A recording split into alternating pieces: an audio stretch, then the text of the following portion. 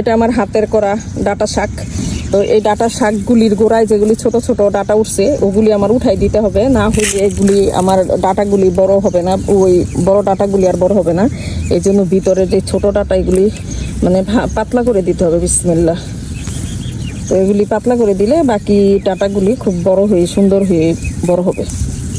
ছোট ডাটা থাকলে ওগুলি নিচেই পড়ে থাকে, ওগুলি আরও গাছের ক্ষতি করে। এই জন্য সবসময় ভিতরে ছোটোগুলি উঠাই দিলে আমরা বড় বড় ডাটাগুলি এমনিতে হেলদি হয়ে বড় হয়ে যায়। এখন এই ডাটাগুলি পাতলা করে দিছি, এই যে একদম পাতলা করে দিছি। পাতলা করে দেওয়ার কারণে এগুলি ইনশাল্লাহ খুব দ্রুত বড় হয়ে যাবে। নিচেরগুলি ছোট ছোট ছিল অনেক। আমার হাতে এখানে এই যে এখানে এক মুঠ এই ডাটা শাক হয়ে গেছে।